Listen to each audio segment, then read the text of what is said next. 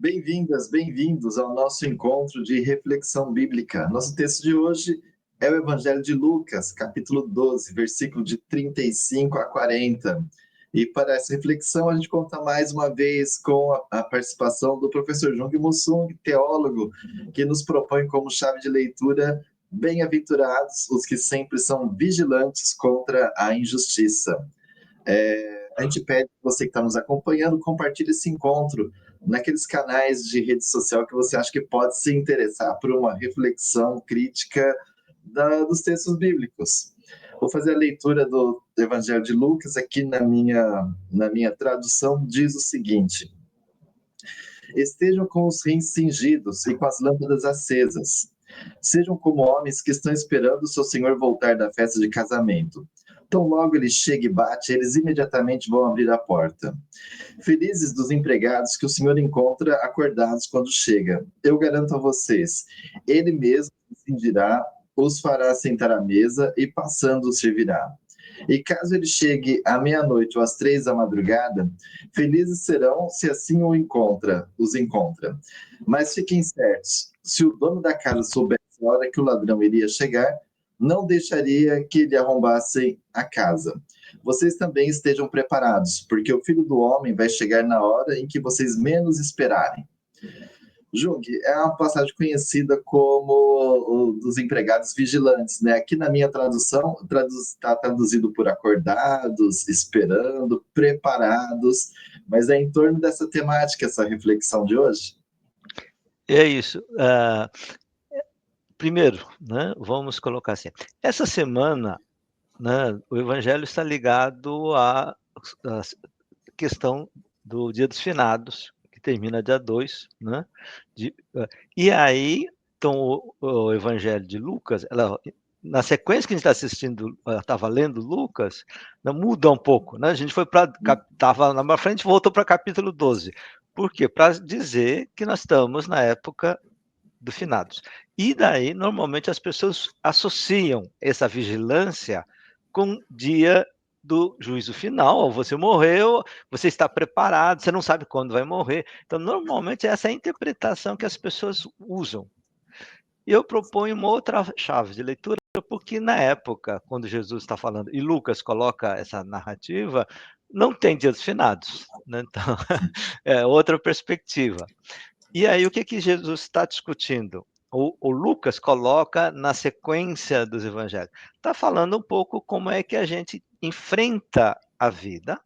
E a grande discussão da época era quando Jesus vai voltar. Esse é o Filho do Homem.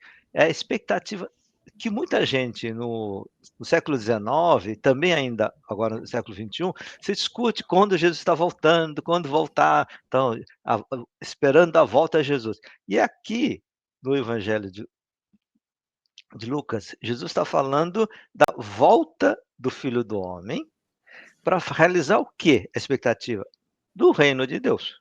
Quando o Filho do Homem vem e liberta o Israel do Império Romano e da opressão dos sacerdotes, do templo, do pessoal que controlava o poder e riqueza em Israel.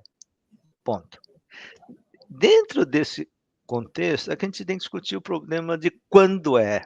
E as pessoas tinham aquela expectativa. Quando eu vou contando, vai demorar isso. Na época não tinha tanto, mas essa ideia de eu vou contar quantas vezes, porque você lê a Bíblia, você pode ver quando vai ser. E aí Jesus diz, não dá para saber. Ponto. Qual é, então, a atitude disso, frente a isso? Aí tem gente que diz, não vai vir, eu vou desistir da fé, vou desistir de lutar, eu vou me virar. Tem gente que diz assim, cansei, eu lembro na década de 90, quando diminui a expectativa de mudar, faz uma revolução, ou de libertação, ou de melhorar, as pessoas dizem, desistir, eu vou cuidar da minha vida, isto é, eu vou evitar de falar dos problemas dos outros, não vou ajudar os outros, eu vou cuidar do meu. É uma atitude meio egoística. E então Jesus está ensinando. Vigiai para fazer o quê? Essa é uma história estranha, porque o Senhor volta de onde? Da festa e volta para casa. E aí a expectativa do pessoal, eu vou dormir, né? Tem outras narrativas dos evangelhos falando, eu fui dormir, e Jesus, o Senhor vem e diz, olha, vocês estão esperando. Então, a expectativa vigilante de quê? De que as coisas, a gente tem que olhar, a gente tem que manter a vigilância contra a injustiça, contra espaço, ou possibilidade de melhorar a vida das pessoas. Então, essa é a questão central. E qual é a novidade? Isso, qualquer discurso religioso ou político pode falar disso. A novidade é a narrativa, a, a atitude do Senhor, que a gente fala muito pouco, a gente fala mais do servo tem que estar preparado, etc. Assim, quando o Senhor vê que as pessoas estão vigilantes, fazendo as coisas, não esperando, vai acontecer tudo, não vou fazer nada. É quando faz, aí Lucas diz, ele mesmo, o Senhor, vai se cingir-se, tá? Mudar de roupa, vamos dizer assim, para servir.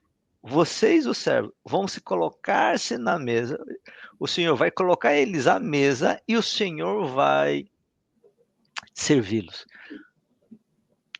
Isso é um negócio tão estranho que a gente não fala disso.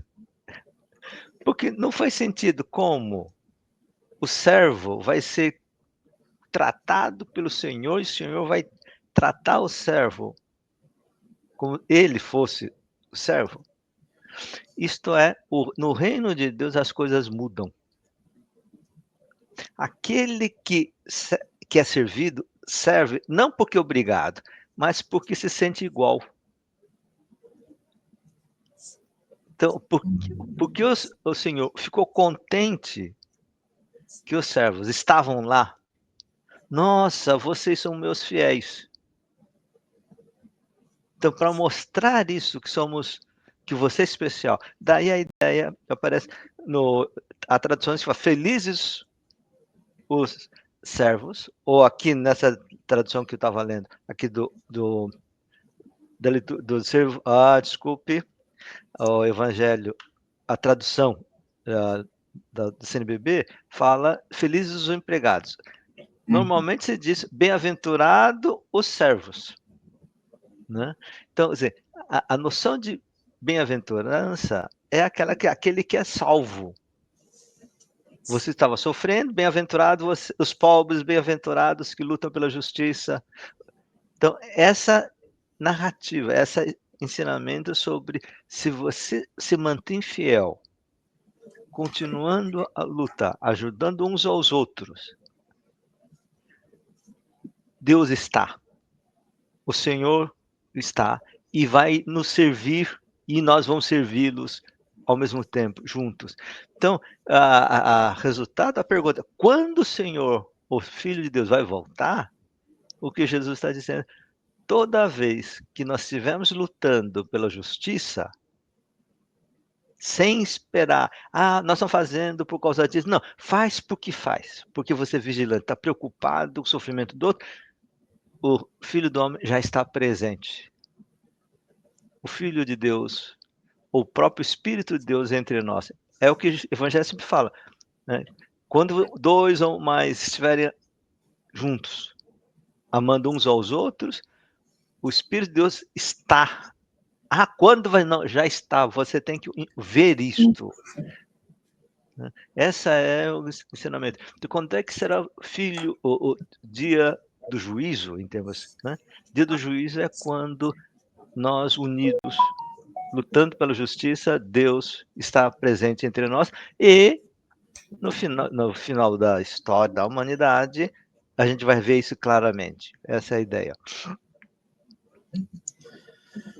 Bem, Jung, então, se a gente pensar esse texto não na expectativa do juízo pessoal, que a gente morre, etc., né, mas da vinda do reino de Deus e sua justiça, na lógica daqueles que estão buscando primeiro o reino e a sua justiça, a gente pode fazer essa interpretação do evangelho como ele está apresentando uma outra lógica do reino de Deus, no qual até mesmo a felicidade pode ser servir o outro, né? Desse patrão que não existe em lugar nenhum. É o patrão que vai chegar de madrugada, depois do casamento, vai servir, mas então, ele vai usar uma imagem que é completamente absurda na cabeça de qualquer trabalhador para dizer que a lógica do reino de Deus, ela se traduz nesse serviço, na presença, né? E dessa maneira, ela é bastante diferente da leitura tradicional, que a gente começa dizendo que é do juízo pessoal, no qual é uma espécie de retribuição, né? Se você fez aqui, depois Deus lá na outra vida, Deus vai te servir também. E são duas leituras bem diferentes, né? E aí, sim, a palavra servir é muito importante, né? Ah, não, servir porque não quero, eu sou poderoso. Não. Ser livre não é ter poder para fazer o que obrigar os outros a servir para nós, né? Como nós pensamos no mundo, eu tenho dinheiro, a pessoa tem dinheiro, tem direito, a gente tem que servir ou tem direito a isto, eu tenho essa liberdade porque eu tenho dinheiro e poder. Não, o que Jesus ensina é que a verdadeira liberdade, isto é, você de viver de uma forma bem-aventurada, feliz, acontece quando você aprende que servir ao outro faz você livre do seu egoísmo. Porque as pessoas são movidas pelo egoísmo. Pensa que é livre, mas na verdade não consegue fazer o que quer. Se sente obrigado por causa desse movimento egoístico, né? E aí, então, Jesus vai ensinando. E aí, nessa narrativa, no sentido mais de mudar a relação entre comunidade e relação de seres humanos com Deus, né? Deus muda completamente. A visão de Deus muda, né? Não é que Deus muda, nós é que entendemos, descobrimos que Deus se encontra no serviço gratuito, não no serviço obrigatório, né? Bem, de certa maneira, Jung, essa reflexão também ajuda os ministros, padres, pastores que estão preparando a homilia do Finados, porque é uma possibilidade de você pensar diante da morte certa que nos chega, que ao invés de passar a vida procurando a felicidade de ser servido, a gente pode encontrar a felicidade como Jesus em servindo nessa outra lógica do reino de Deus, né? E aí você pode ler a questão do Dia dos Finados, ou o problema da morte, é isso. Não tenha medo da morte, né? Porque Deus está. Onde? Qual é o meu caminho para? Como é que eu faço? O segredo para estar com Deus assim está no servir uns aos outros, no amor uns aos outros. E mesmo da morte que decorre da injustiça. Isso, você tem mortes que são naturais, né? E outro é morte que vem da injustiça, né?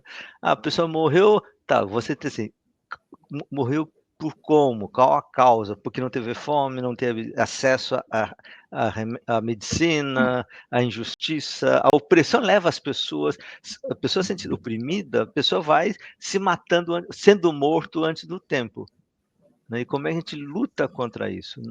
No encontro com o próximo, né? Muito bem, Jung. A gente agradece a reflexão dessa semana. Quem está nos acompanhando até aqui, se inscreve no nosso canal Teologia e Capitalismo como Religião, compartilha, comenta nos nossos vídeos. Todas essas pequenas participações ajudam essa reflexão a alcançar mais pessoas. Um abraço, Jung. Tchau, tchau.